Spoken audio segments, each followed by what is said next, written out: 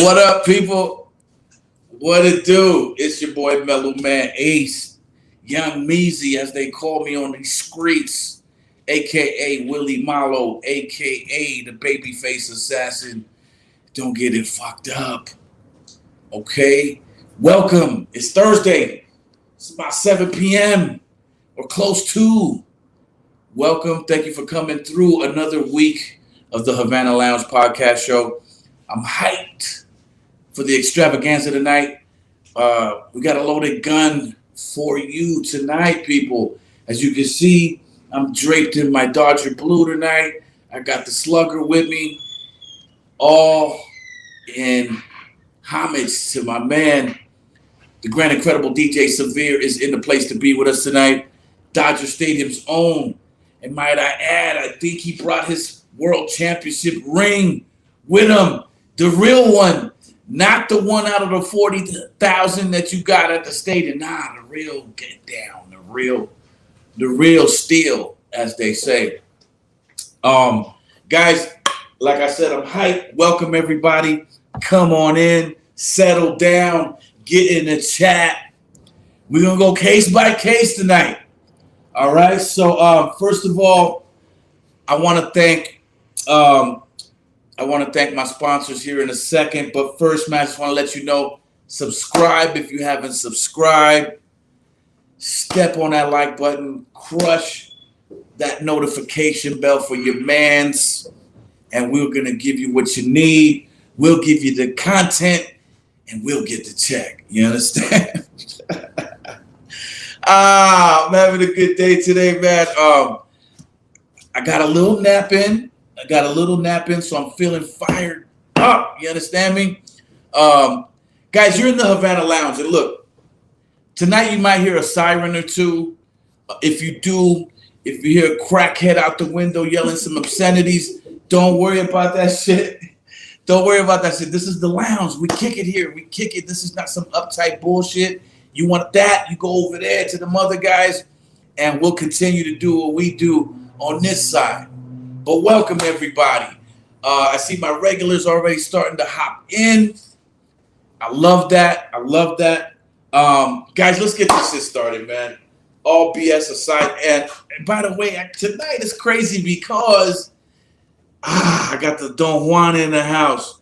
I want to shout out my friends over in Ensenada, Marquez Mota, for sending that via his daughter Rickie tonight. So we're gonna get to that later on. As you can see, I got the shit going. I'm feeling really fucking good, understand?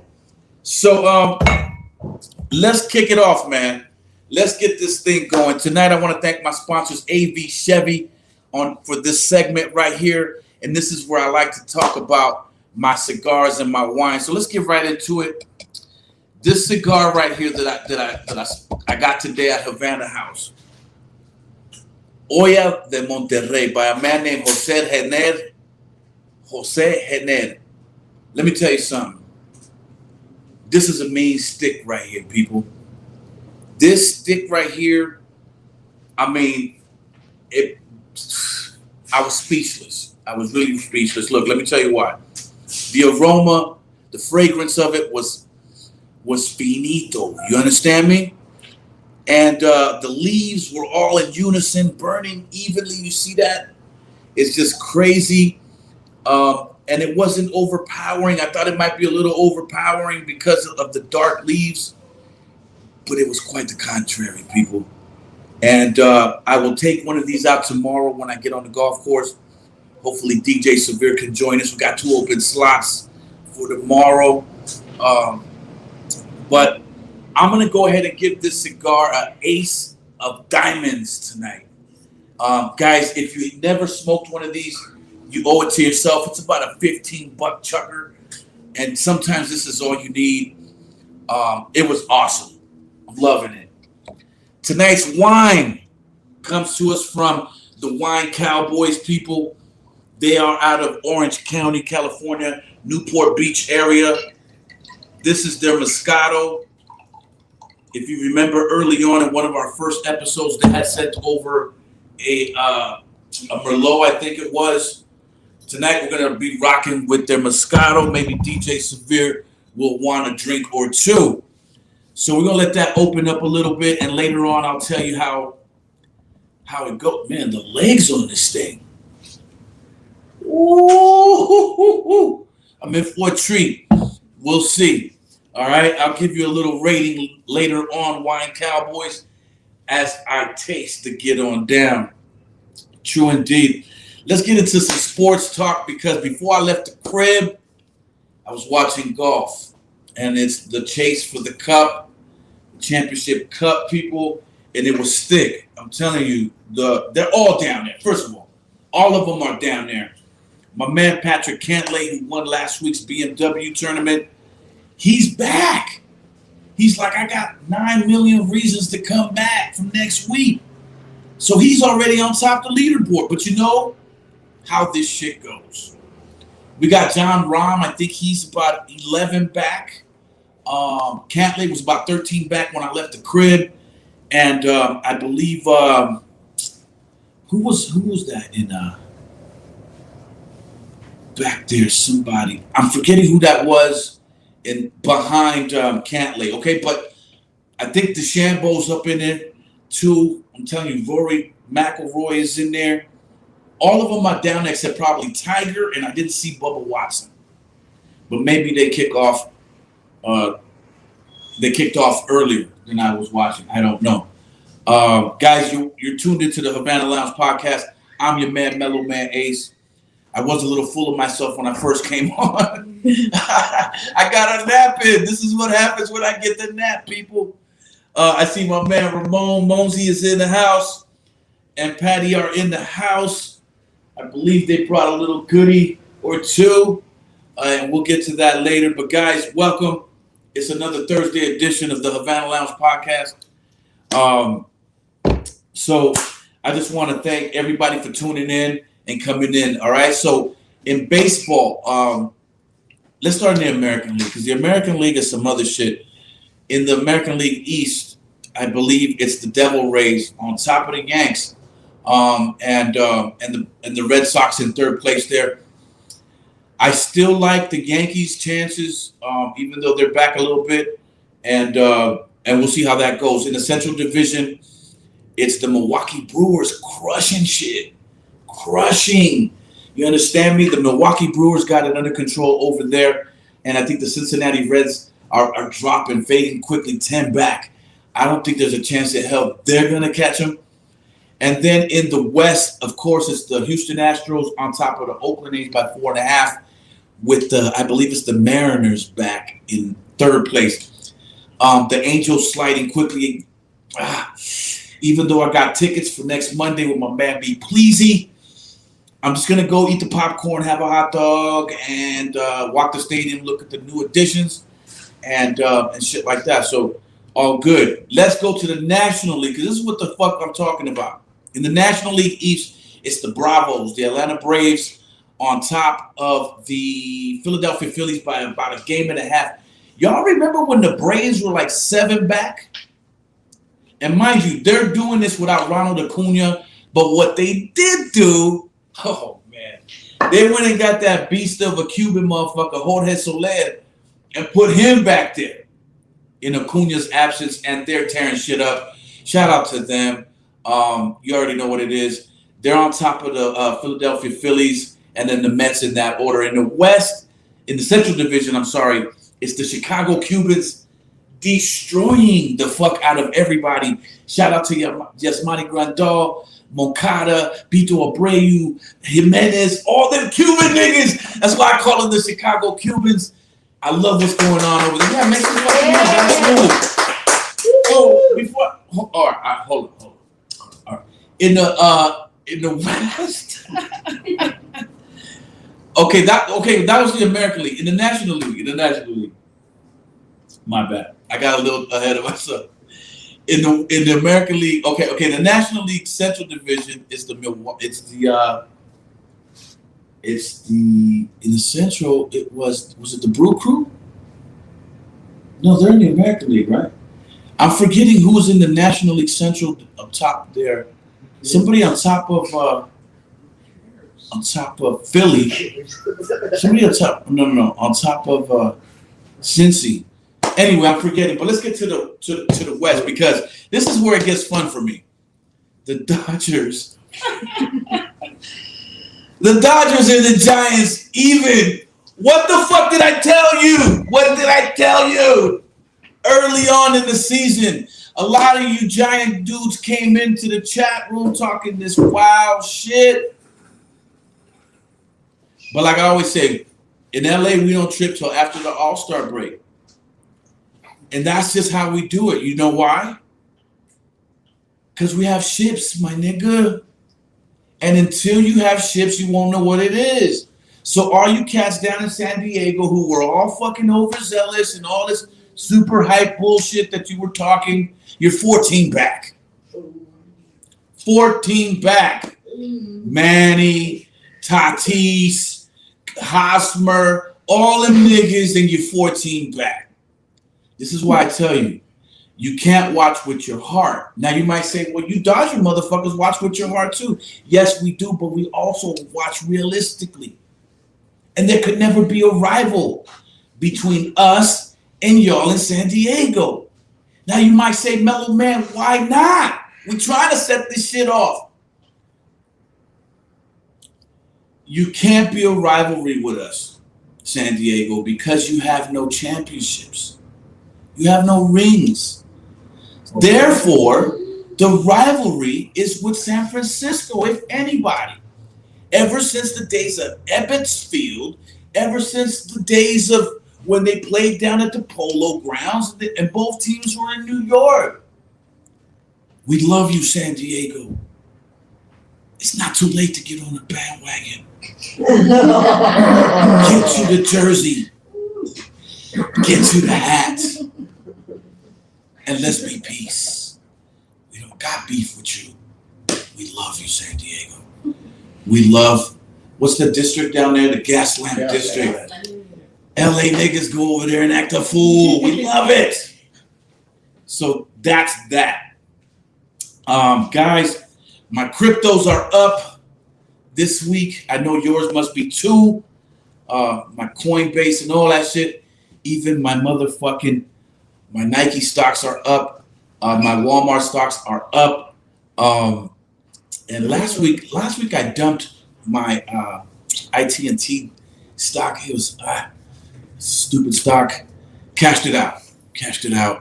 But if you fuck with stocks, when you see me on the street, let's share some stock tip ideas. If we're ever on the golf course, let's talk about that too, because that interests me a lot. All right? And we can raise the vibration of our people when we do. True indeed. In hip hop, are you guys up to date with the beef going on right now with Project Blowed and Talib Kweli? Yeah.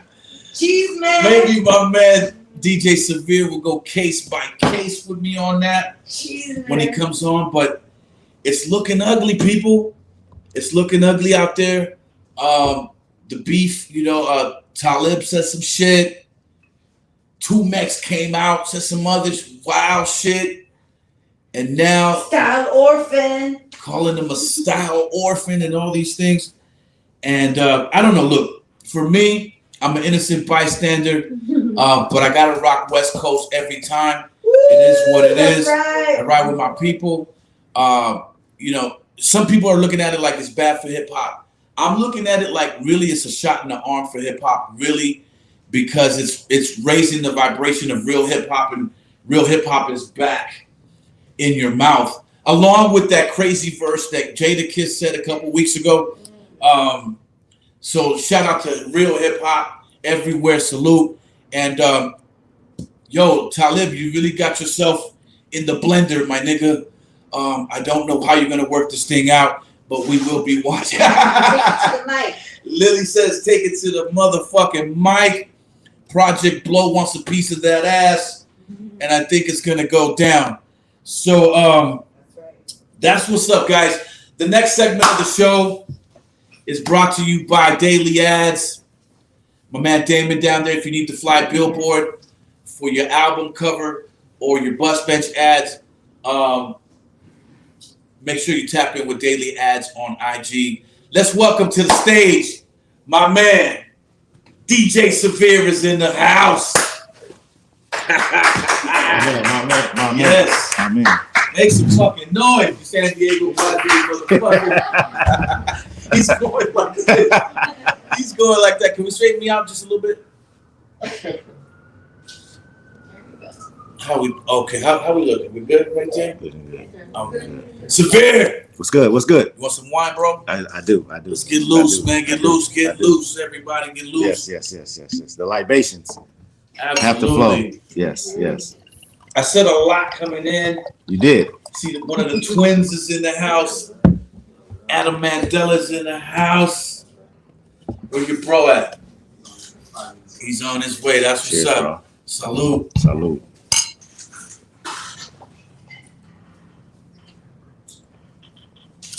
That's a good first place cheers right there. Every time right now. True indeed. DJ Severe is in the motherfucking house. Severe, let's go case by case. Let's go. I was gonna have I had a bunch of questions for you. Okay. And I said, nah, man, this is my motherfucking man. No doubt. Let's just throw all that shit out and let's go off the top. You know, like a freestyle cipher or something like that, you know? Okay. So tell me this, bro. Where'd you grow up? What part of LA you from? Where you rep? I rep Pasadena, California, Rose City. Oh, snap. Rose City. Born and raised. That's why the roses on my hand. That's what's Rose up. City. I see the bling, sir. Fuck all the bullshit. What are you holding, son? What the fuck? Go to the camera. Put that all the way up there. People, Where we at? Right here? this is the real. Right there. That's the main gazane, people. Show that. That's the stain on the train, people. That's the third rail. That's it right there. That's the holy grail of rings. That is the real deal Evander Holyfield's ring. Yes? Yes. This is not the replica. It's not the replica. It's not the replica. How does it feel to rock that, bro? I rock it every day with pride. Feels good, especially, you know, walking around the stadium and people see it, and then just for it to be the same as the players. Yeah. You know, we earned it. People talk shit, say it was a 60-game COVID season, but Right. we don't give a fuck. That's what I always tell them is their bum ass team had the same chance to win that. They didn't get it done. So you didn't get it. Right. So I don't understand. Your bum ass team had the same chance, man. Right. Oh man. Okay, but let's go back to the Dina. The Dina's crazy. I live not too far from there. You know, you have the $1 million cribs. Yes. And you have the then you have some bummy shit in Altadena. Yeah. I made a mistake. I made a wrong turn. Sorry to cut you off. Okay, I was in the studio yesterday with Joe Baton. And as I came out of the studio, I took a turn down Raymond Street or some other shit. Yeah. And saw kind of wild Haitian niggas. Yeah. Goddamn motherfucking just Jamaican niggas on the corner, like what you need and shit. It goes down. I'm like, what the fuck? I'm in my Beamer, my nigga. I'm in my 650. I'm like, if I stop too long here, this shit's gone. It goes down. So I'm like, I didn't know it was a hood like right there. Yeah, we got a hood.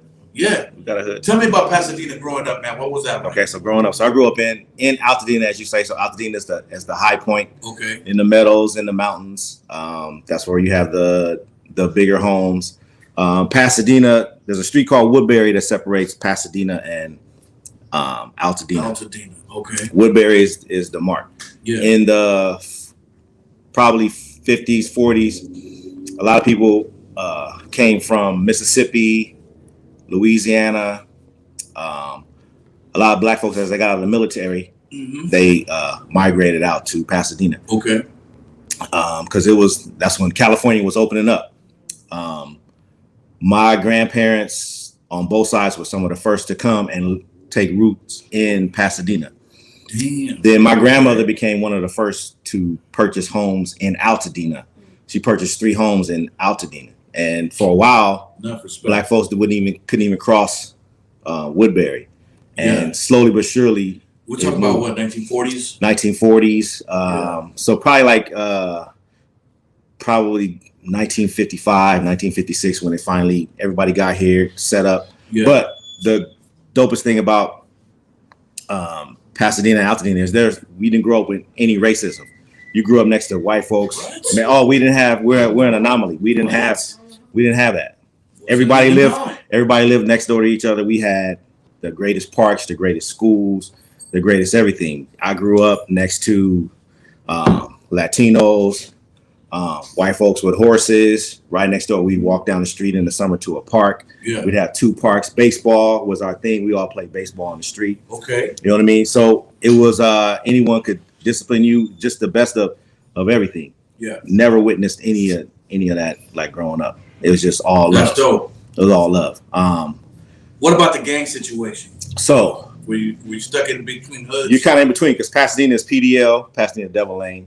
Yeah. Down in the Kings Manors was where you venture to. So Kings Manor, that's blood. Kings Manor. Okay. You only have bloods up in Altadena on Palm Street called ABC. So Altadena Block Crips. Okay. That was Altadena Block Crips. People.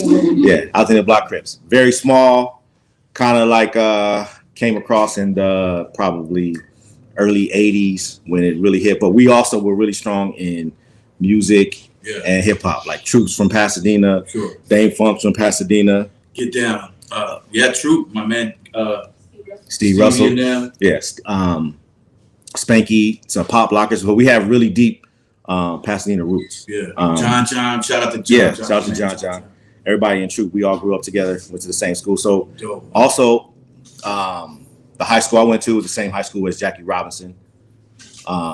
Yeah, so I went to the same high school as Jackie Robinson. I'm in the same Hall of Fame John Muir Mustangs as Jackie Robinson, so my picture's up in the same like halls with Jackie Robinson. I had an aunt who's one of the reasons I got into music. That every day we would take the bus, and Mac Robinson would be on the bus every day. Who is Mac Robinson? It's Jackie Robinson's brother.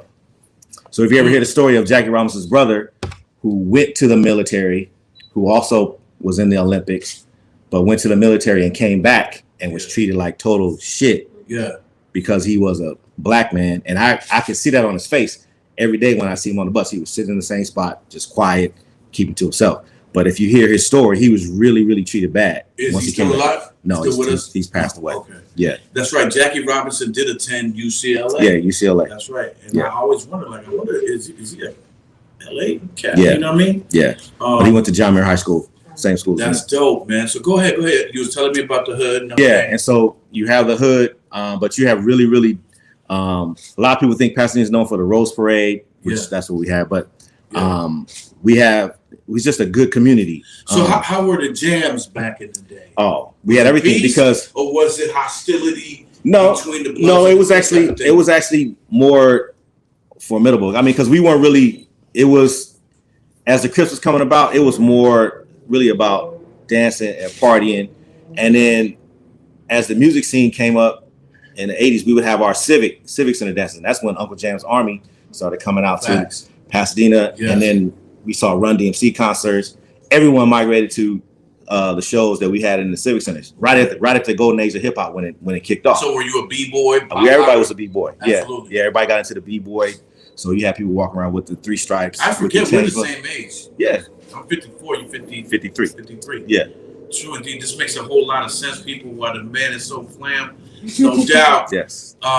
So the jams were active. They were very active. So back then you saw Uncle Jam's Army, and they would bring like Run DMC. Run DMC, Egyptian Lover. You had everybody. You had Houdini. Wrecking Crew. Everybody came. Yeah. Everybody came. Run DMC. I can remember when It's Like That first came out, and Run DMC was at Civic Center. True. Getting it in. My goodness, man. Yeah. Those were the golden times. Ronnie Ole and Joe Cooley. You know what I mean? We had everything. We had everything. It was actually the golden age of hip hop. So basically, growing up in Pasadena is a certain set. So now some of us would venture out into LA. I had a crew that we always would go to LA. So we started hanging out on Crenshaw and going to like the different skating rinks. Did you ever, okay, now that you know what I mean? Did you ever hit World on Wheels? Oh, yes. All that shit? Yes. All World on Wheels. Niggas. Oh my God. God damn. World on You had to go in there undercover like a motherfucker, boy. Don't. If you came from a blood neighborhood, so if they know you from Pasadena, you cannot say you from Pasadena. Well, the way we got through it, even though we had blood affiliated friends, we would dress New York out on them niggas, and you could tell they were sniffing. Oh yeah, what's wrong with these niggas? Yeah. Light skinned niggas with good hair. Oh yeah. Where they from? Oh yeah. I want to suck these niggas. Yeah. You can smell that shit in the air, bro. Yes, you can. Yeah. And if they sense it on you, because they look at you like trying to figure it out. They sense it on you not from here. And the ladies there, they tap into you because they're like, this is something different, and they can tell you're from someplace different. But as soon as the fellas find out, man, I've run in with Grape Street Crips, you know what I mean? As soon as they find out, it goes down. People often wonder why it seems like I'm an East Coast guy. It's because I had to sneak in the fucking jam like a New York nigga just to enjoy the show. Yeah. Keep trying to tell y'all. Yeah, you got to stay in your lane. Yeah, you have bro. to stay in your lane. The Bloody Crip Wars of the 80s was no joke. It was like the Gambinos versus the Genoveses, these motherfuckers. And a lot of bodies dropped, a lot of good brothers we lost in the 80s. Shout out to my man Fruit Loop, man. Shout out to my man John B and all them niggas, man. My man Shag, R.I.P. Everybody that we lost, man, and whoever you might have lost in that, man. So, yeah. But it was definitely real. And then you get to high school. Then you have the UCLA dances, because you remember UCLA used to go off every weekend with different dances. And then I didn't have a car.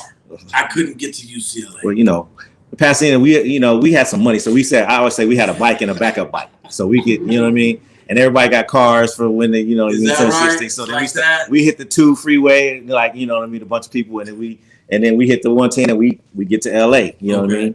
Now, for us, if we were lucky, we had the one homeboy, Marcos, but we were so high all the time, we used to say his name in reverse, so his name was Sockman, right? And we would smoke, all types of shit, right? And get nice. And we would all pile into his Datsun V210, and it was all for one and one for all for hip hop back then. We would save our lunch money. Did y'all do that? Yes. Save your lunch money, then get the sack. Yeah. Most definitely. I can see why we vibe. True indeed, man. Tell me more, man, about those golden times, man. What's some of the things that you missed in that era, man? Man, just good music, skating jams. When I was young, I just got really deep into music. And that same aunt, that's when I discovered, Columbia House. So that's how I got my first set of like music. 12 records for 1 cent. 1 cent for 12 records. You know what I mean? 1 penny. 1 penny. So you your mom and dad got that bill. Yeah, they got that bill, but no one ever bought any other records. You was wondering why the catalogs just keep coming. Like, I don't want no more. We did that. I already got 12. I'm good. I don't need nothing else. You know what I mean? That's probably on your credit report now. It's like that. Because you never got any other records. I house now. Because I got 12 records for a penny and never went in and bought anything else. That was the Columbia House. That was the Columbia House. True indeed. So that's how I started my little collection. And that's been back in the golden age. Me when I was like, because first you go to your mom and pop's record collection, and you start reading the liner notes, and you see what they play on the weekends when they're having the parties, and it's just that drop of the needle on the vinyl. And that sound it makes, and then everybody had the real good sound system then, you know what I mean, with the nice speakers.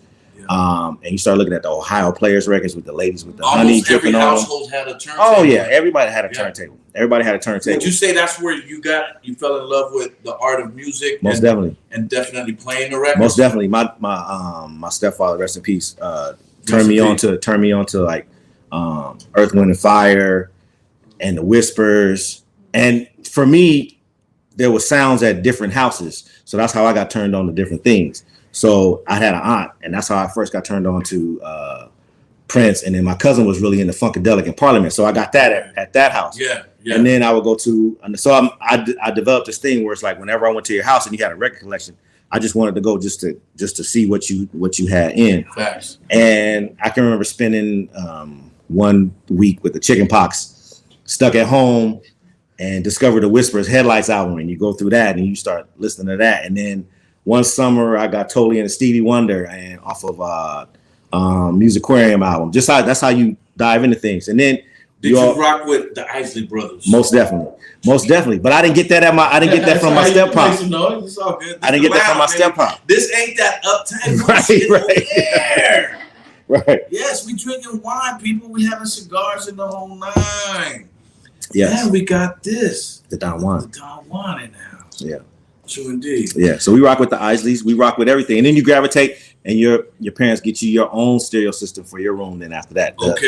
When the cassettes start popping, so you got your cassette joint. Guys had money, man. Well, yeah, you know. That shit. Yeah. On the east side. Yeah. The dual cassettes, and you got your own like little one. Yes. Stack tower. And so then I started making at the time. So this is when Cutie Pie's hitting. So you start making pause tapes. So you're in your room.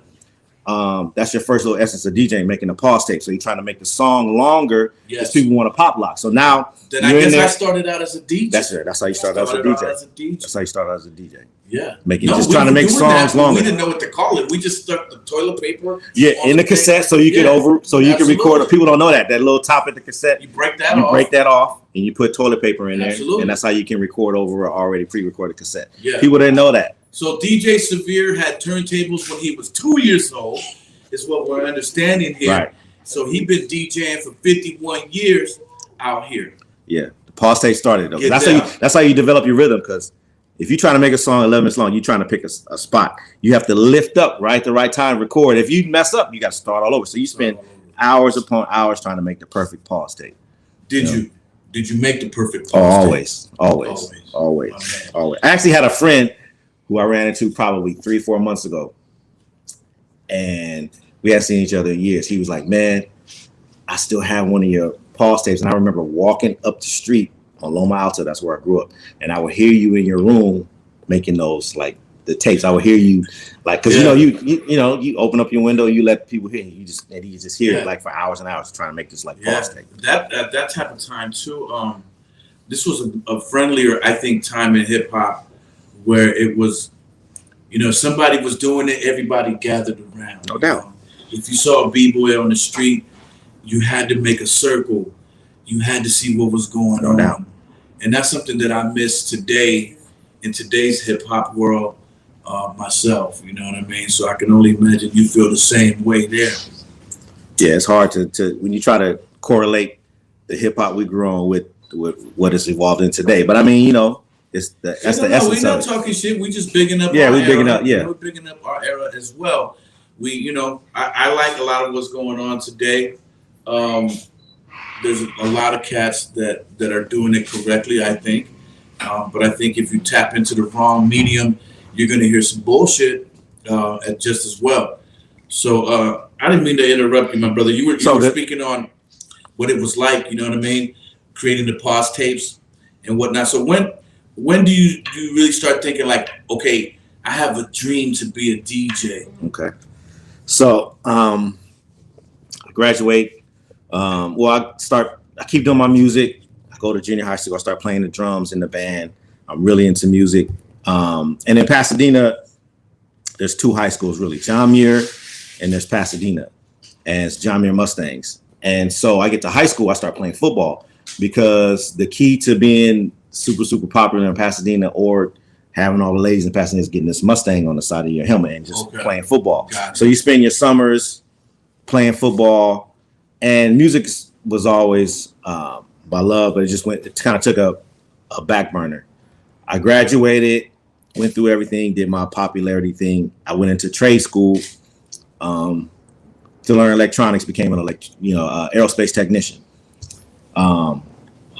Yeah, I graduated high school, went to ITT like in 2 weeks, got my degree, and then started working for Honeywell in '88. Met some people, And this is like the time where vinyl was changing to CDs. So I just started collecting CDs. Because every Tuesday, you know what new music's coming out. It used to be Tuesdays, every Tuesdays. Yes, absolutely. You go to the Warehouse Records or you go to Licorice Pizza, you go whatever, you start stacking up your CDs. So I worked with a cat in aerospace who was throwing a party. This is the time I moved to Gardena. So he's throwing a party on Van Ness in the hood. Yes. And so this is right when like I just built up my CD collection. Wait a minute, Van Ness in 88? Yes.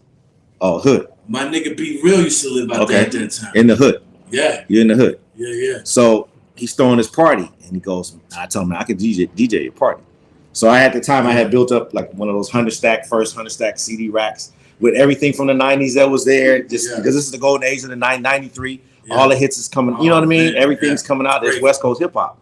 And so I told him, so I took basically two, at the time, CD Walkmans and a regular stereo receiver. Yeah. And I just got on his back porch and I started DJing with these two CDJs, the flip up, getting the track to the right. And I'm looking, so it's like one of those houses in LA where you can look straight through from the back to the front on the back porch. You know what I mean? You see the cars going. So you can see straight through the kitchen into the front. And so I'm on the porch just sitting down with these two CDJs, just going through my rack, just going through it. I'm looking in, everybody's partying and swimming and it's going good. And every now and then somebody will walk to the back to look for the DJ and see me just sitting down on the back porch. And they're like looking like, man, you fucking doing this with I'm like, yeah. So I'm just going to town like seamlessly. And you know, this is when it takes a minute for the CD to kick on, the dial, the laser to kick in. So I mean, it's not like you got to really take your time doing this, and you make sure you get to the right track. There's no headphones, so it's like I don't have a fader, so it's like we just going. And so that was really my first party that I did, but it was not with vinyl, not with cassettes, it was with CDJs. Then you fast forward to probably now. Go ahead. Wait a minute. Have you had like the vision yet? Like the dream? I want to be DJ Severe. Goddamn it. Not really. Not yet. Not really. I just know we're on our way. At this time, I just love music. At this time, I just love music. And so I know I can do it. And I love hip hop. So it's like 92.3 the beat. You know what I mean? Everybody's on. You know what I mean? You hearing it's the golden age. This is the time where King Tech and Sway. Yes. It's rocking. Yes. The Baker Boy Show. Yes. It's all this other shit. Yes. Theo, everything is going. Night tunes. You got the what was it? John London Morning Show. Where they're doing the skits. Everything was cracking. You know, but on the East Coast they had cool DJs. Red Alert. Yes. They had Mr. Magic Molly Mall. All these guys. Yeah. Yes. Okay. Now and then fast forward. Just go back a little bit. It's like what we did have on the radio at the time was K-Day. Yeah, KGFJ, and I would go to sleep every night listening to K-Day, just letting it stay in my ears. That's how you know what I mean, and that's when you really got put up, because a lot of people would also record. That's when you used to record the radio. Yes, you know what I mean, just so you could hear Uncle Jam's those Uncle Jam artists. Because at the time they wouldn't really allow hip hop on. Remember, hip hop didn't really come on till like 11, 12 o'clock at night because it was not welcome. They didn't want that, so it was like. If you could hit the tuner just right, you might get KJLH. You might get at a good point in time. It might bleed over here. But I was there, people. Yes, I was there. Yeah, that's the golden age of music. But and also I like to say is that's really the golden age of music, because we used to have you'd have a party song, a positive song, a party song, a positive song, but it kept you in a good light. It was a level playing. It was a level playing field. Give me a second. Hold that thought. A level playing field. Guys, in the chat room, you're chilling with the one and only DJ Severe. This is the Havana Lounge podcast. I want you to get your questions ready for the OG right here, DJ Severe. Get your questions ready. We're going to come to you in a minute. Lily or Dayzee will read off the questions to my man, and we're definitely fucking with you. Don't think that we're not, all right? So, back. So you had that good wave of music was just pouring into you, where you just had this. You know what I mean? Everything you could be uplifted, you could be positive. It was just it just went over the whole gamut. Mm-hmm. And so as I just grew older, and probably in 99, 2000, I moved to Arizona. I was going through like this crazy divorce. I came back home. I couldn't really get back into aerospace work because it had just taken a dip. And so I had one of my uncles ask me, "What do you want to do?" I said, "Well, I know I can DJ." And so it was at the time when the first real CD, the Newmark CDN 88 was coming out in like 2 weeks. Did he ever try to, come on, nigga? No. Really, DJ? No. You better have a backup plan. No, he was just like, he just told me what you want to do. Yeah. And so I said, right now I'm down. I just need $800. So he wrote me a check right then and there. Way to go, Uncle. What's his name? Uncle Irvin. Uncle Irvin. Shout out Uncle Irvin. Yeah, shout out. Brought us a real one, sir. So he wrote me the check. And so I got the machine. Picked it up. Man, the machine, it didn't do everything it could do. So I was horrible at first, but I just took my time, made my business cards. Yeah. You know what I mean? Started just doing gigs for free, started getting out there. And just practicing. I mean, this is a time where now you got to burn CDs, figure out if the CD is going to work, you know, just trying to do everything to get your name out there. And most people are like, man, you DJ, like, you know what I mean? People like know you love music, but they don't really think you can DJ. So, I mean, you just start just taking any gig. That's what being a DJ meant, son. Oh, definitely. You know what I mean? Definitely. It should have meaning, people. Not anybody would have goddamn milk craters calling themselves a DJ. Everybody would have goddamn Serato get down is calling themselves a DJ. We're not fucking with you. We're not fucking with you. We rocking with DJ Severe in the place to be. So yeah, man. Keep it going. I'm hyped. So I get my machine, I do my work. I remember like my first wedding is for this cat who actually used to work for Death Row. And I was horrible. I didn't know anything about what I was doing. Came in, just not even really prepared, just thought I knew what I could do. I was just like, and after I was so bad, it kind of just like shook me. Wow. Yeah, it shook me. But I probably what you did wrong. Yeah. I think I did. At the time, I thought I did, but I got so discouraged. I was like, well, let me just, you know, you think about quitting the game. It's like, I'm not doing this no more. And so there was a friend recommended me, and I did a high school party for Taft High School in the Valley. Yeah. And at the end of it, it was like a Halloween party for this high school. At the end of it, this little girl walks up. She says, my mom's looking for a DJ. So okay, so I give her my card. Yeah. And so I get this call probably like 2 weeks later, and they say, well, meet us down here at in downtown, probably like Robert Street from here. And we want to talk to you about being a DJ in our production.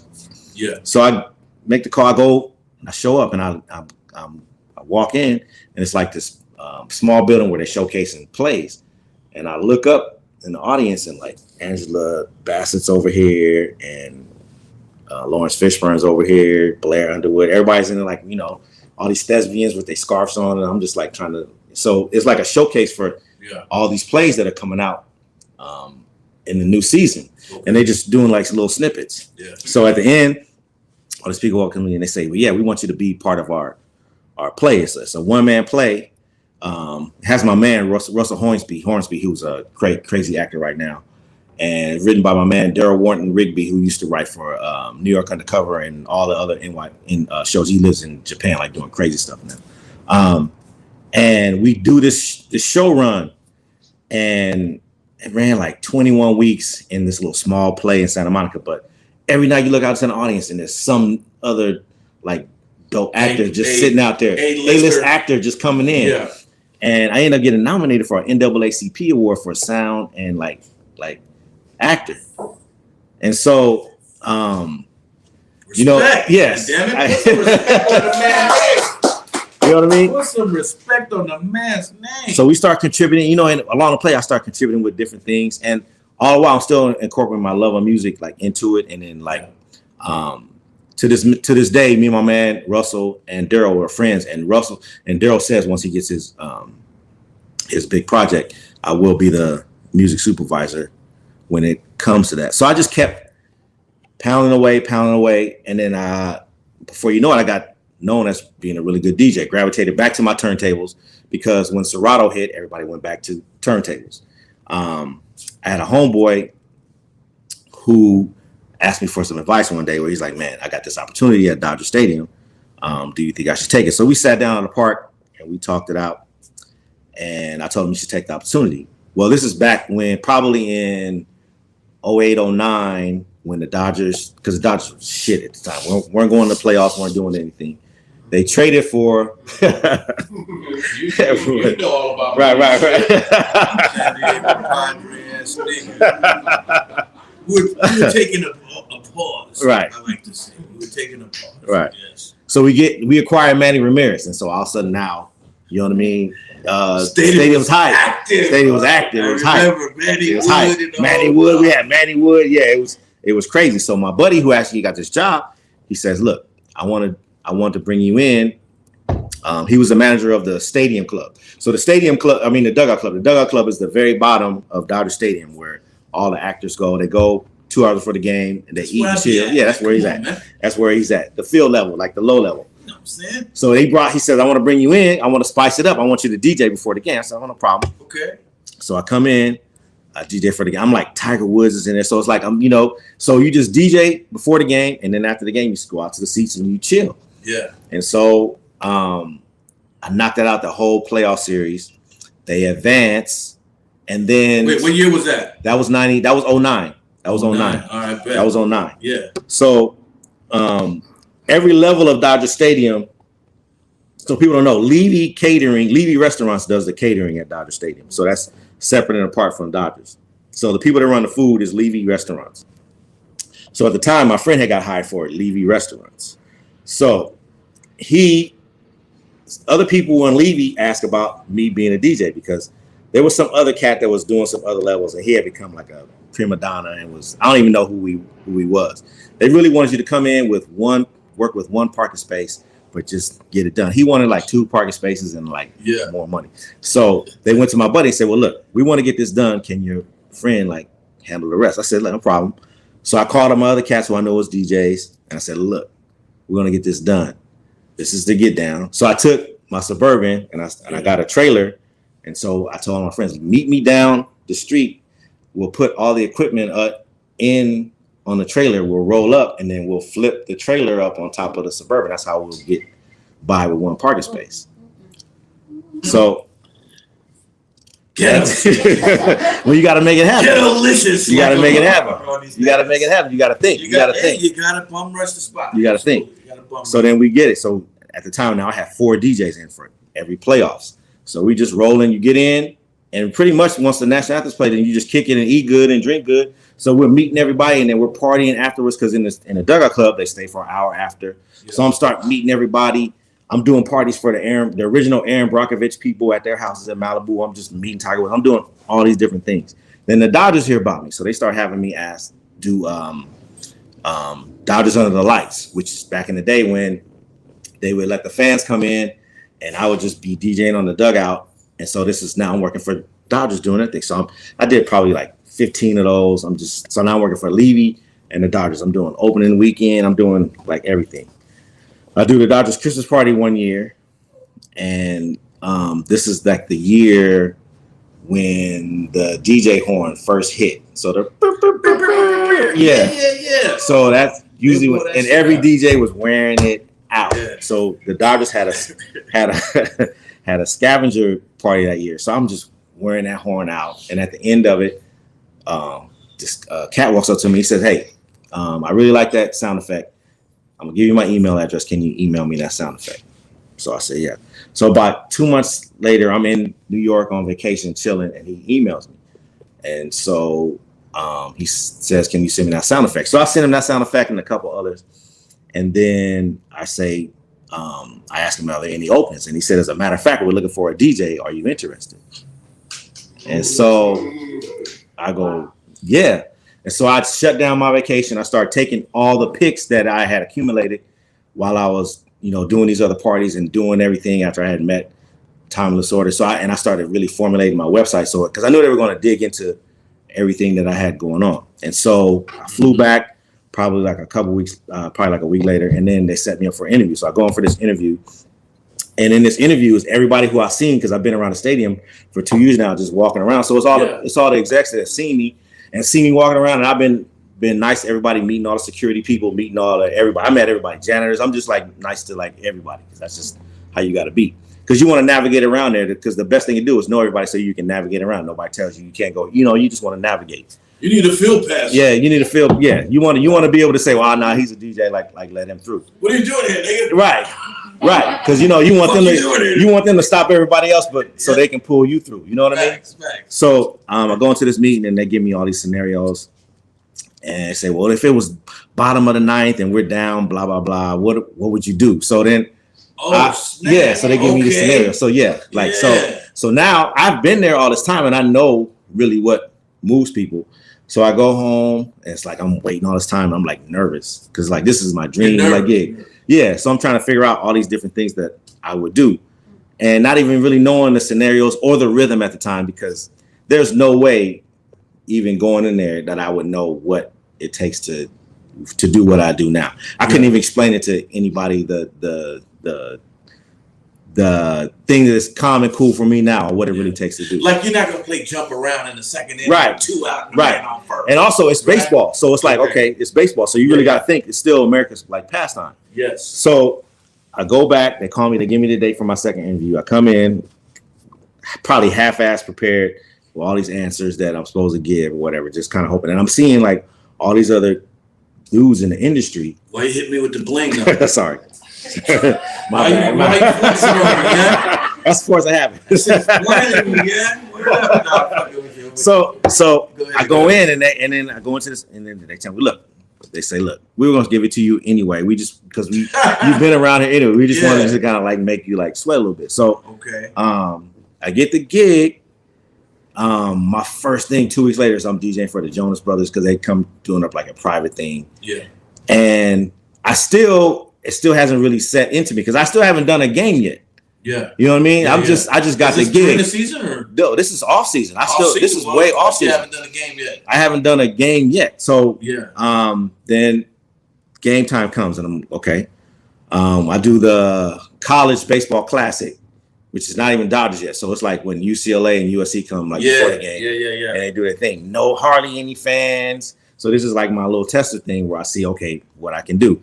I bring my mixer in thinking I can do it. And that's when I realized, okay, this is a different rhythm because now I'm trying to like walk up. And I hadn't even had walk up songs, hadn't had whatever, but I was smart enough to kind of come in and go, look, because first off, I'm black. You know what I mean? All the media is looking at you like, okay, who did they hire to do this? Who do they hire to do this gig? Yeah. So they thinking you're about to come in here and just play all the hippity hop, you know what I mean? Yeah. And change up everything. So the smartest thing, yeah. They think I'm just like so when I'm walking in. When we finally get to the game, I'm walking in and like Rick Monday's not really giving me no love. You know what I mean? Everybody's kind of like looking at me like different. Like that, huh? Oh, it's like it's different. And even the crew I'm working with, it's like, okay, well, who is this person that they hired? We want to hear MC Hammer, DJ Severe. So so luckily I had the right mindset where I said, well, look, I know what they've been doing. Let me not come in and change it up. Let me just slowly figure out what they want. And when they gave me the job, that he would say, look, luckily the dude that hired me is this guy Harlan, white dude, sandy blonde hair, and he wore these thick ass creepers walking around in like the stadium. So he was hip and he was into hip hop. And he kind of just told me, he's like, look, I just want somebody to change it up. I don't want it to sound like any place else. And so he's the one who gave me kind of like the green light to go, okay.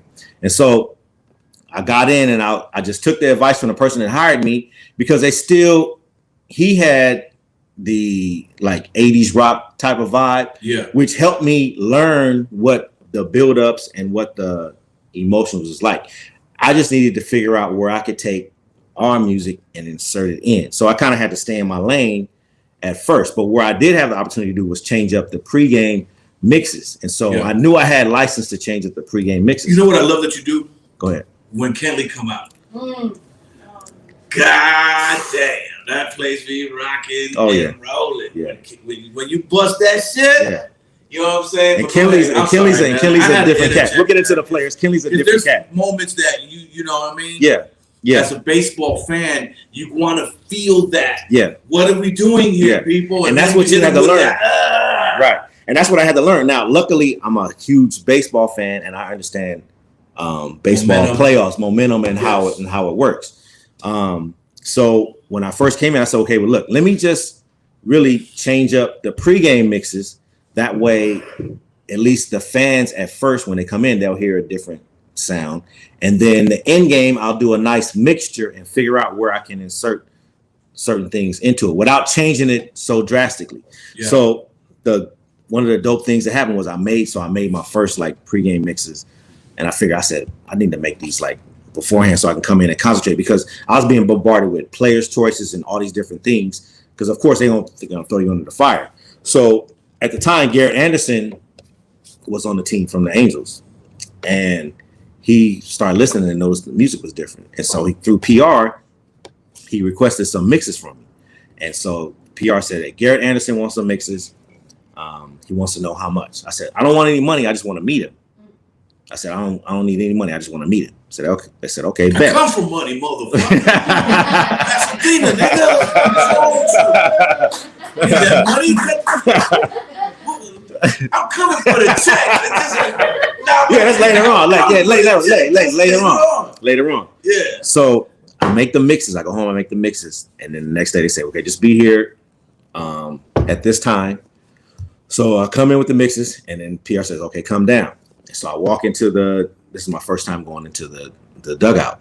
Ooh, so I'm in it. And this is before they remodeled. It was trashy back then. It wasn't even nothing. So it's like looked like a high school like locker. That's when they still had the little pad. Yeah. Oh, it was. Tommy had it was like this close. Yeah. So I walk in, I'm by myself, and then PR like kind of leaves, and so James Loney walks in. He's on the team, and so I go, all right, James. So I start talking to James, and then Garrett walks in. So I take a picture with Garrett. Actually, I have James Loney. I asked James Loney, can you take the picture of me and Garrett? Yeah. So we take, and it's funny because James Loney was just at the stadium last week, and we were talking about that. But so I do the little exchange, give him the CDs, and I go back, finally go up to do my job. And so in the middle of the game, PR comes up and they hand me an envelope. And at the time, it's all media in there. So they're all looking, they watch what PR is doing. So PR walks over to me in my booth and they give me an envelope. And so I open up this envelope. It has $500 in it. And it just says it's from Garrett. So, okay. And so now everybody I'm working with is going, well, what did you do? I said, well, I just gave him some mixes.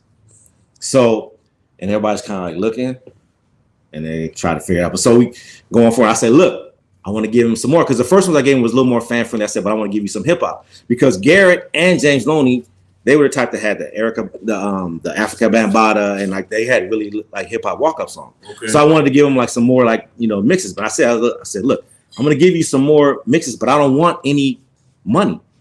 So I come the next day and I hand them the mixes. But the same thing happens. Another envelope with $500. Where was that when I made the video? I'll take that shit. Right. Right. So then now media's like looking like, what the fuck? Like what is going on? Yeah. So we move on now. This is actually my DJ first. Severe selling dope to the DJ Severe slinging. Right. So we go through the season out. Probably a couple months later, the Yankees come to town.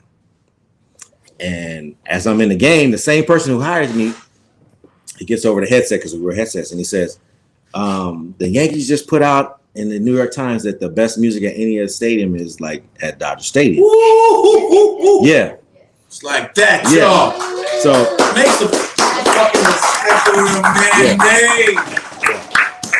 Yeah. That's my man right there. Yeah. So we go. So I go through the season. I'm thinking, okay, cool. I'm still nervous, not comfortable. And you fast forward. So now I'm back at the same time during Christmas parties. The person who hired me got fired. Oh boy, with the creepers. Yeah, yes, he got fired. And so I'm talking to the person about it who asked me for the sound effect. 2 weeks later, he gets fired. You're looking at it. I'm next. I'm like, well, that's my. These are your lines. These are my lines of like communication. Who brought me in. So it's like I gotta be next. Like so I'm like nervous. So I'm like, now they contact me probably 2 weeks later, and then my boss who was still my boss, he says, look, we like what you did. We're gonna keep you on because we really like what you did. So just continue doing what you want, what you're doing. So I was like, okay. Sigh of relief. But now the person who gives me the green light is gone, like to play the music that I want to like play. Yeah. So this is like during the McCourt era when McCourt's in. So you start going through all the different McCourt stuff. Yeah. And Terrible. I mean, and Frank McCourt was the coolest, always like cool to me. I don't know that nigga. Fuck this. Right. Yeah. So this is now when you have. This is now when you figure out. So I did a whole nother full season. Got through that, and then you figure out. This is now when they try to figure out who's going to take over. So now you got all these different groups, the Magic Johnson group, all these different groups that are bidding, and you don't know what's going on. So in the period of time during this, the DJ was hands off, did not talk to the players whatsoever, other than like the communication I had. Yeah. So, and I would have to get the song choices from the PR people, which, you know, every rapper is little this, and they would have them wrong, and I had to do all this work to figure out. Half of them might not be a clean version, might be a clean version. Yeah. So I told PR, I said, look, why don't you let me buy my own ticket?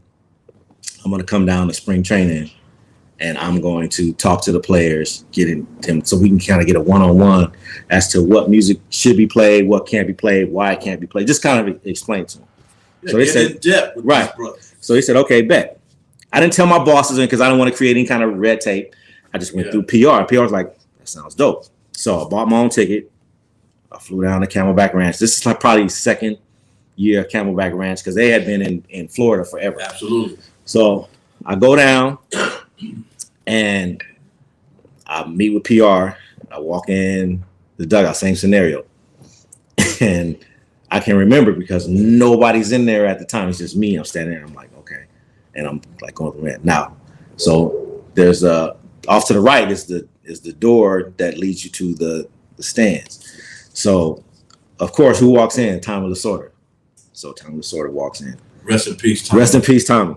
Rest in peace. So my first like real interaction with Tommy Lasorda, so it's like probably like about from me to like content got wrecked. Tommy Lasorda walks in, he just like looks at me for like 30 seconds and he looks me up and down and he just walks off. He didn't say shit. Tommy didn't say shit. He sized you up. He sized me up and just like walked on. He had like a workout gear and I'm just like looking like this Tommy Lasorda, like, but he didn't say shit to me. Just he was probably thinking, why you ain't on the field? Right. He's that's how much we paying? Right. Yeah. But just walked off. So then, but after that, that's when all the players come in. So I started talking to all the players. Me and Matt, we just, we start talking. Matt Kemp. Yeah. Matt Kemp, Andre Ethier. So we start talking. And they're like, oh, this is dope that you came down to really talk to us about music. Now, off to the side is all the media. The same media that I see up at Dodger Stadium and some others, and they're off to the corner. And so they see the players interacting with me, and then they go to interacting with the players. It's like, I don't want to talk. You know what I mean? And so they even start asking me at the end, like, well, why are they so nice like to you? I said, well, I'm really not trying to get into business. We just talking about, music. And you guys want to write these stories about them. Yeah. You know what I mean? And, so that's why they're like cool with me. We're bonding on music and different things. You know what I mean? Yeah. So it's become a tradition where I have to go down like every year and talk to the players. Smart move. Yeah. I mean, it was, I kind of like, I try to think ahead business wise like that to, make my own moves. Cause what does it cost me? A plane ticket? You know what I mean? And now it's paid for. So now it's paid for and I get my rent a car, I get my room, I stay in the same place again. So, I mean, it was just called like forward business thinking that I did. Most deaf, man. That was brilliant, brother. Let's take some questions, man. Let's take some questions. Let's get into the chat room. The chat was popping in there. Everybody, are they popping? Are they talking? Somebody shoot off a question, and we'll get it right at DJ Severe. Question, DJ Severe. What happened to Will Smith's batting song Fresh Prince? Was there a rights issue? No. So Will Smith never wanted that song. Russell Martin made him take that song. It was like a rookie, like hazing thing. He never wanted it because the first game Will Smith played, everybody was hitting me. It's got to be this. It's got to be Jiggy with it. It's got to be some Will Smith song. And probably minutes before the game starts, I got a text from Russell Martin. His song is Fresh Prince of Bel-Air. And so that had to be a song. And then probably a month Russell after was that. the ringleader. Oh, Russell was like, the way the hierarchy is, if you go into the dugout, the person with the longest tenure, he has the first locker. Okay. The first locker. Oh, okay. That's how you know who has the tenure on the team. Got you. Yeah, you know, I've been in the locker room Yeah. all the time. Yeah, that's how you know who has the. That's how you know who has the tenure. Yeah. And so that's the message that was given like to me. And then 2 weeks later, I was DJing Kershaw's ping pong tournament. Yeah. And I asked Will, I was like, "You pick that?" He was like, "Man, you know, I ain't want that song." I was like, "Well, what can I do?" Well, what can I do? Home Alabama. Yeah, well, like, well, what can I do? So that's pretty much he was giving that song. And then transversely, Gavin Lux had the same thing happen to him 2 weeks ago. Gavin hit me with a text message. He was like, I forgot what the song. It's like a Saweetie song that Kershaw made him get. And I was like, Gavin. He was like, Kershaw said I gotta get it. So like that's what it is. And I was just laughing. And so yeah, it was his first time back. So that's a great question in the chat. Yes, yeah. Hey, if I mention a certain player, could you remember their song? Oh, easy. Okay, I'm gonna do that. Yasiel Puig. He's had he was a big merengue. He was a big merengue, but he also was Drake. So the Drake and Lil Wayne song was his first. He was either Drake or I can't think of that. It's a big Yankee. Rise up. Never any Daddy Yankee. The only Don person who really Omar, had it wasn't Don Omar. And it keeps, but it's okay, let's move on. You said one. Yes. He did. Okay, let's go.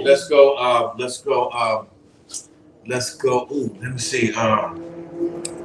Yasmani Grandal. Yasmani Grandal had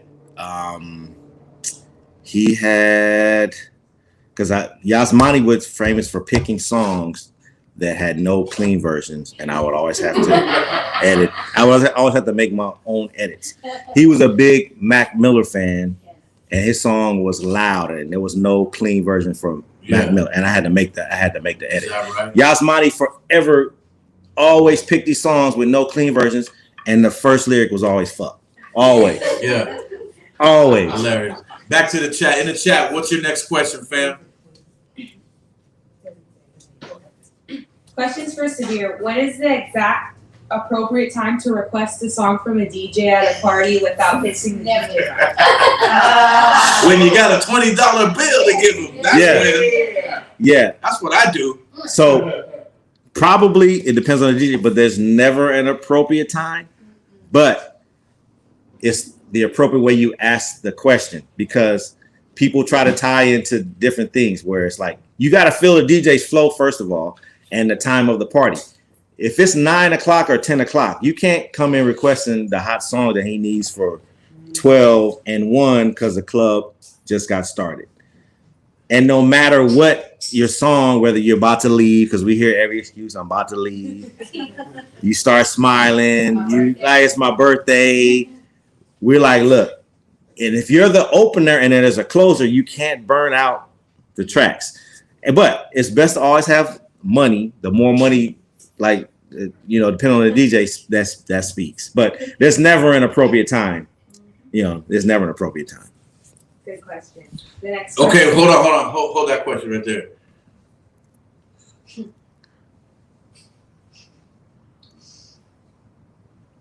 Motherfucking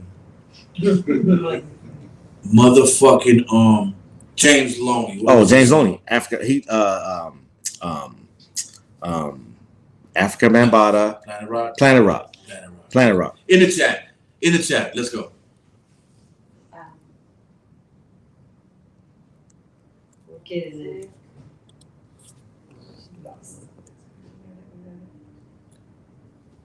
From Rickie Lee Natalie Mota. Is there anything else other than music that you're passionate about? Oh wow.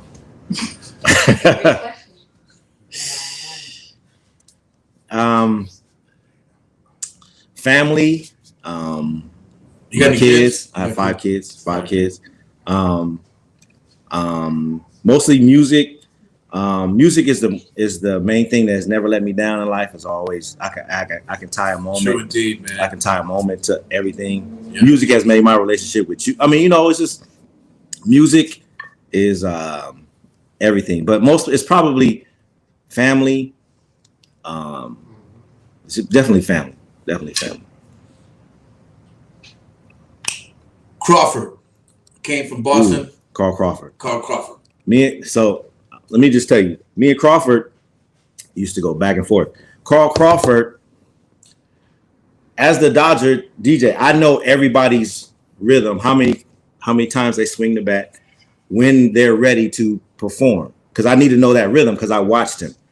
I used to have Carl Crawford always pick the best songs. They normally were East Coast, like hip hop, or down south. A lot of what's my man? Damn,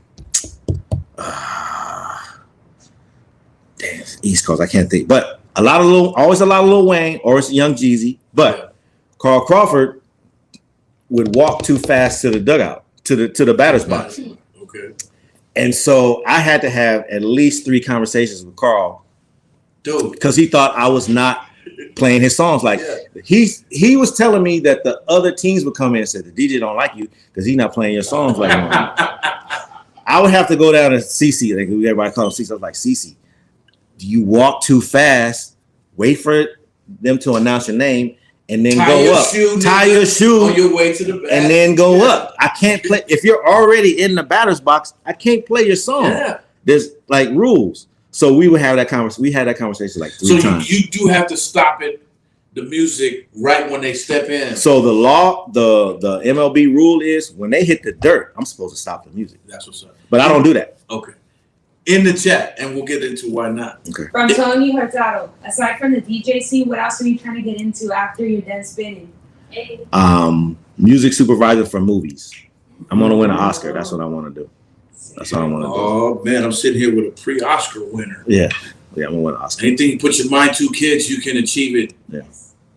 If you can think it, you can achieve it. Yeah, absolutely. Definitely. Except the San Diego Padres. Oh. We already know. San Diego Padres.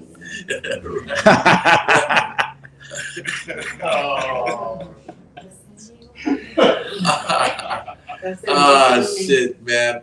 Do you remember a ball player named Hanley Ramirez? Oh, yes. What was his joint? What was his favorite song to walk up to? Hanley always also too had either Young Jeezy. Now, Hanley being from the Dominican, okay, but thought he was a nigga. You know what I mean? Hanley. We are some niggas. Well, yeah, but definitely. But I mean, but he was over. He was over sometimes. Is that right? Hanley, and I love Hanley. I love Hanley. I love Hanley to death. Hanley used to always try to fake like he couldn't like speak English. So I'm talking to him and I'm talking to him about a song, and he would just go, yeah. I'm trying to tell Hanley, like, Hanley, you cannot have a song. Now here's the best story about Hanley. So Hanley, one time picked I Got 5 on it as his walk-up song. Yeah. And so this is at the time Weed when smoker song. Yeah. So this is at the time weed is not cool yet. Yes. So, and this is at the time where management has like a lot of eyes on me. So I go, hey, I said, look, Hanley picked I Got 5 on it. And so I sent it to them. And I think they must have been in a hurry that day. They said, well, just play the clean version. And I'm like, okay. All right. And this is at the time with my producer at the time. He wasn't really messing with them. So he's just like, that's what they said do. So I'm like, so about 3 homestands past, someone emails me like, hey, did you know songs about smoking weed? I was like, yeah. That's why I told you this is what Hanley picked. And you gave the green light. And they said, well, we depend on you. I'm like, yeah, because that's why I told you. I said, I don't email you all the time. But when I do email you, it's important. Yeah. And so I Got 5 on it, was out of there after that. But that's what I remember Hanley for. That's what's up. And also, Hanley has this swing where his balls would always come into my area. He had something about you. There's certain pitchers, certain batters, the way they swing, the balls travel a certain way. Yeah. So that was Hanley. Shout out to Hanley Ramirez, Yeah. man. I missed that guy. He was a great. Oh, Hanley was dope. I used to love If him. Hanley hadn't got hit that year by St. Louis, we would have won the chip like that. True indeed. True indeed. In the chat. Let's go back to the chat room. Anybody else? From Roy Rendon, DJ Severe, when did you first meet Melllow? Oh, I think we met 2 years ago, 3 years ago because of Young Quicks. Yeah. Yeah, Oh, yes. yeah, Yeah. yeah. Young Quicks. And Shout out to Young Baseball Quicks. Head. Shout out to Young Quicks. Yeah, and Baseball Head. I had met Baseball Head at a jam in Oxnard. He was going up on stage with my man Quicks, Young Quicks. Yeah. And we vibed out because he had that face painted in his whole head thing. And he goes, I could put your face on my head like that, And I was like, dope, that's dope. Let's do it for a show. And he sure enough did. And that whole thing came. And then he goes, I know the DJ Right. at Dodger Stadium. I'm like, stop it, come on, man. And sure enough, ever since then, it's been A+, man. Yeah, we I like family. appreciate it, bro. Now, whenever I go to the stadium, my shit is He hits me queued like up, this. you know what I mean? I get the Ready to go. Jumbotron action with my man Eric. I Yeah, get yeah, DJ Love from Severe. Yeah, it's all My love. shit is all packaged up. Yeah. Everything is lovely. You Yeah. know what I'm saying? Yeah. I have my hot dogs on the screen. Oh, God. Yeah, so yeah. Word up. Yeah. Hey, man. I'm letting it get away from you a little bit, man. Hey, I'm loving it. My man DJ Severe is here. This is the Havana Lounge podcast, people. It is Thursday. We are rocking on. Even still, I want to thank everybody in the chat. Do we have some more? Anybody else in the chat? Yeah. Before we do that, kids, listen up here, you crazy kids. Crazy kid. We got the t-shirts for you guys, Jay. We got the t-shirts in. Everybody see that all over the globe? You understand me? And ladies, we got you covered too. We didn't forget about you. Ladies. Oh yeah. Look at that. That's the tank the ladies we got like. you covered. That's the tank the ladies like. We got the cash out. We got the Cash App info on the screen. People shoot me 35 and they're yours. Oh. We got them going like that, like hotcakes. Sauce. Shoot the Cash App. DJ Severe. Yes, sir. Was that too quick or should I hold them up a little longer? Hold up, Hold them up a little longer, huh? Especially the ladies one. The ladies. The Ladies. Once again, Ladies. I'm sorry, because Ladies cut. Yeah, the ladies cut. if you blink, you might miss this part of the show on the replay. So Yes. here they go. Look at that. Look at that. Huh? Look at that. See that? Ladies, 35. Go get it, ladies. Shoot it to the Cash App info on the screen, and we'll get it out to you. If you fucking with only PayPal, it's Melllow Man Ace INC@gmail. Shoot your bread. We'll get it out to you, man. It is what it is. This one is right here from my man DJ Severe. Hey. True indeed. And the other one is for Rickie. Yes. And the goodie bag brought to you by AV Chevy is for you, my man. My man. Yes. The Dodger blue goodie bag. Yes. Back to you in the chat room. Who else we got? Okay, tell me this. Manny Ramirez. What was this joint? Were you there? Yes, Were I you was. DJing at that time? I was. Again, Okay. so this is at the height of Drake. So it was anything Drake for Manny. Yeah. And I put on for my city. That was Manny's thing. Okay. That was Manny's thing. And Young Jeezy, I put on. From Diana Martinez, what will be your walk-up song? Oh, people ask me this all the time. It's Nas, Made You Look, hands down. Damn. And even though I'm a Biggie fan, Yeah. which is my favorite, Biggie song is One More Chance, but also 10 Cracker Magnets. But my walk-up song would be Nas, Made You Look, That's what's hands up. down. Hands Good down. question. That was a good question. I stay ready for that one. Okay. What's the meaning behind the name Severe, and how did you pick that for your DJ name? That's a great question. That's a great question. Shout out to you in the chat room. That's a great question. Yeah. So It's EDM96. in when did I pick my name? In 02 or 03, I went to the movies, and I'm a big John Leguizamo fan and a big like Fat Joe fan. And there's this movie, I think it's in Barton always. Empire. So no, I can never remember. So anyway, so there's this movie Empire with John Leguizamo, Fat Joe, and it's like this. It's this movie that's set in New York, and it's about these different drug dealers. And so each drug dealer, as they're introducing the movie, each drug dealer, they talk about his brand of drug. And I think it was either heroin or coke or whatever. Anyway, and so as they're describing each person's borough and what they control, they flash across the name at the end and they move on to the next dealer. Well, I'm a huge John Leguizamo fan. And so he was last, and at the time I was struggling to find a DJ name. I couldn't figure out like anything I was gonna do. And his at the end it was Severe, and I was like, that's my like DJ name right there. Wow. So I locked into it on that because it was just so dope, and I just the way it came across the screen, no one had that, and that's how I got DJ Severe. Rope it dope. Yeah. So shouts out, and I want to tell John Leguizamo if I ever meet him like that story.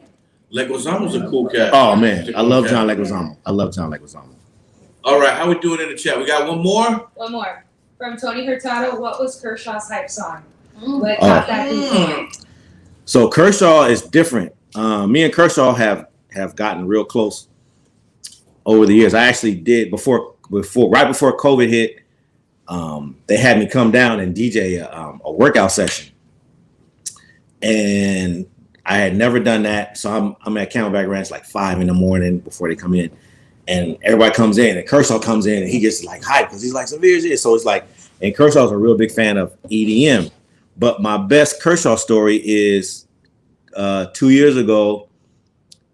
We were DJing the Foundation gig, and Bruno Mars is open. So this is before I was gonna go on stage and open. And Kershaw pulls me to the side, and he says, "I want to change my batting song to No Scrubs by TLC." So we like have this like conversation about it. He's like looking at me like TLC, like that's his batting song. And Kershaw, no, he doesn't change songs like often. Out of everybody, his pitching song is Fun. What is it? We are Young. That's his pitching song. He does not change. And the one thing about Kershaw that I always worried about was Kershaw before he like mellowed out and had kids, and then Kershaw was like, he knows what time everything's supposed to start. He does everything the same like every day. So when he was pitching his no-hitter, I was really worried because I'm like, I don't want anything to go wrong. And then like, because Kershaw, you can see when he's irritated, he shakes his head like, no, like we used to do this like thump that management just wants to do, was like we play these thumps, and Kershaw would get like pissed, like because it's throwing off his rhythm. So I actually know Kershaw's rhythm when he's ready to pitch. So like I know, keep everything like down, and I don't want anything like to go wrong. Not even a pitch change. Kershaw would change. He would like figure out everything. So I can just remember being nervous. Is he one of them kind of guys that come in and slam shit? He used to be. God damn it, Severe! He used to be. You don't talk to like Kershaw like you. Any kind of way. Oh man, dude, you don't. Yeah. He's one of the people you like. Like for years, I would never talk to Kershaw like until he got like later on, and he was like, and I knew he was like a fan of mine, and he was like cool. But that was the nervous I think I've ever been when he was pitching his no-hitter. I didn't want like I actually stepped away from my board and turned like all my faders down because I didn't want anything to go out and mess up like this no-hitter. Absolutely. And I could just tell how focused he was. But he really likes he'll trip you out because this song used to be Cat Daddy. He trips you out with his selections. Yeah. But when he put me aside, he's like, yeah, I want No Scrubs from TLC. And the funny thing is, when I was DJing his ping pong tournament, he was in the championship round. It was him and Chris Taylor, and I played that like as he was going, and he was like, "Hey!" So and then they won the tournament. So I mean, you know, like Kershaw's cool. Kershaw's cool. Yeah, that's dope. Sure yeah. One last question. Yeah, sure. Mellow, Dominic Ray Lopez. What would be your one shit. Ooh. Mentirosa. Hit one home run over the fast for y'all niggas, man. Come on, man. And then I look at the picture and shit. Yeah. Like, oh, you'll take a long. Oh. Start a fight out here. Yeah, man. Nah, for real. I I would think something from Gangstar. Gangstar is one of my favorite groups. Yeah. Skills. Maybe Mass Appeal. Mass Appeal. Oh yeah. Check the technique. Oh. Like check the swing. Oh yeah. Nigga. Yeah. Yes. Yeah. Yes, but nah. Thank you. Yeah, that's a great question. It is a good I question. think it would be something from Gangstar. Probably Mass Appeal. Guys, DJ Severe is in the house. Has been with us from the outset. I'm having a great time.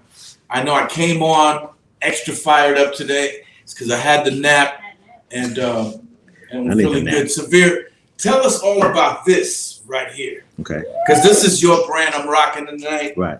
Tell us all about this. So this is the How does Bops it come Only about? brand. This is Bops Only. So Y'all see that? Bops Only. So people always ask me what's a bop. So a bop is pretty much a song that makes you get into the zone and you kind of like, you know, you bob your head. And I take it because most of the things that I consider bops are the stuff that we listened to in the 90s, like your song. Come on, it's a bop. That is a bop. It didn't bop it for me, man. It's a bop. That's a different kind of get down. But okay, So there's certain bops. Okay, because here's the thing. No, because number one. So I do two different shows. I do. But however, the Kraftwerk remix did Ooh, something to Kraftwerk. Yes. By Joe the Butcher. Okay. Yes. I got to get that one. You got that one? No, I don't even have it. But it's out there. It's out there. Okay, so we Kazal got has it. So- Hit up Kazal. But there's two kind of bops because I do a Thursday show on my live, which is more 90s, but I also do morning bops. And a morning bop is in the tempo is in the 115, 115 to 132 that gets you like going for the day. Okay. And it's like freestylish, it's R&B, because I consider old school R&B and freestyle the same thing. Same tempo, same, it's up there. Yeah. So this is our like bops only from my company, Rose City Sound. That me and my partner Rickie, we have that we Y'all see that? Where can we Yeah. find it at? Like, Can you see it? So you can follow. I gotta take off my glasses. I'm seeing You can blurry follow. like a motherfucker. follow it. You can follow Of course at they can Rose. see that. You can follow at Rose City Sound. Rose City Sound underscore. What is it? Rose City Sound underscore. And you can follow me at the Real DJ Severe, and then you'll see the Bops Only. Rose City for Pasadena. So we got roses everywhere, and then Rose City's here. Rose City Sound. And then you're at. I'm at on IG. I'm the Real DJ Severe. At the room. At the And Real where can DJ. they get the Bops Only get down? So there's a link tree on my my IG at the Real DJ Severe where all the Bops Only like gear is. For sure. Yeah. That's what's up, man. Yeah. Guys, DJ Severe's in the house. You cool? You want something? You want to promote something else? We cool. Just No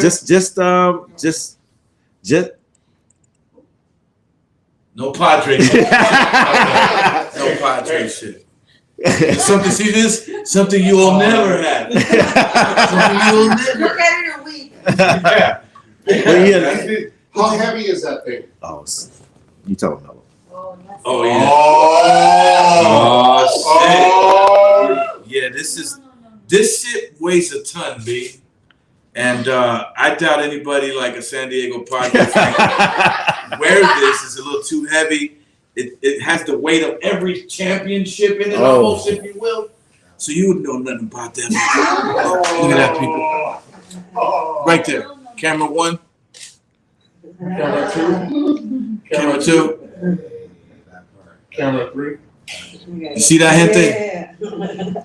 It's an honor to rock that, Severe. Thank you so much, sir. Look at that. It got his name engraved Yes, on the DJ Severe. side. Yeah. Nice. Yeah. Nice. Ooh. Yeah. That motherfucker banging. The thing is so dope. Look The at reason that. how I know I earned that is because during COVID, I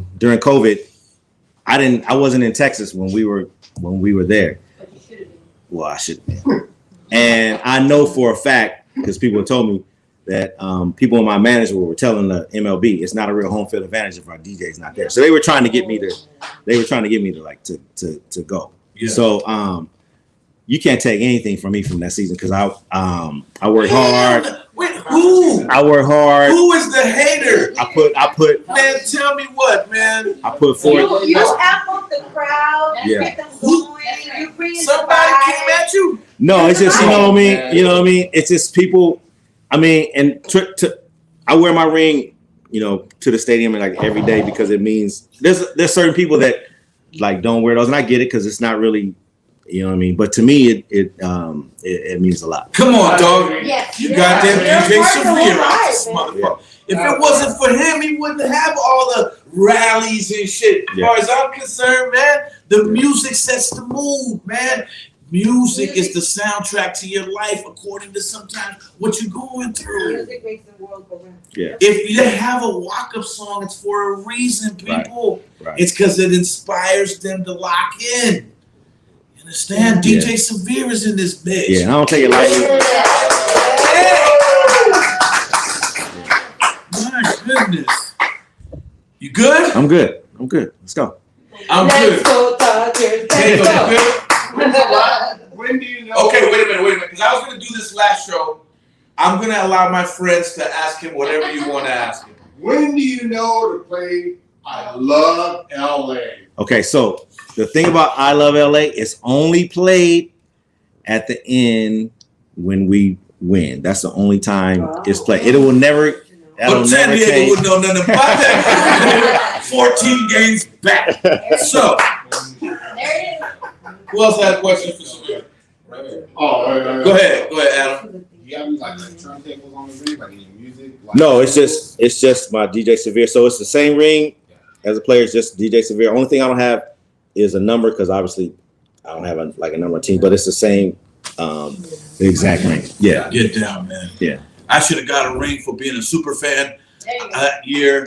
I was at every goddamn playoff game, every World Series game, and I fucking almost was ready to kill Hugh Darvish that year. No, the year before. Yeah. And Yeah. hell, I was at the other one too. My man Baseball Head, my man Beer Salt Bob out there, Gary was out there, even Dodger Steph was out there. Ooh, that's Papa Frank and them. That's my crew. Left field bleachers over there by the bar. That's my guys. We were there for the extra inning joint that lasted way into the night. Yeah. Man, Dodger fans get it I'm trying to tell in. you, Dodger man. fans get it in. I'm trying to They tell get it you. in. But anyway, Severe, man. I'm charged up, dog. You can see. We got some things for you to give you. We got some food we're gonna have. Okay. If you have a little time. Yeah. Guys, the grand incredible DJ Severe has been my guest tonight. Show some love. Hold on. Over here. Don't run the jewels yet. Hold on. Guys, join me next week when my guest will be journalist Soren Baker, who used to write for The Source and Double XL magazine. Dope. Good friend of mine. I've known him for 30 Ooh, years. dope. Who did write-ups for my second album on The Source. If you remember The Brother with Two Tongues. He's got a great book out right now called The History of Gangster Rap that he put together. So join us next week when Soren Baker is here. And guys, don't forget that your dream is your only scheme. So keep on pushing and moving up. In the great words of my man Curtis Mayfield. All right, your dream is your only scheme. So keep on pushing and move on up. Guys, that's my time. I'm Melllow Man Ace, Young Meezy. That has been DJ Severe. You have been you, and we have been non-stop rocking in the place to be. Lily, run the jewels. Yeah.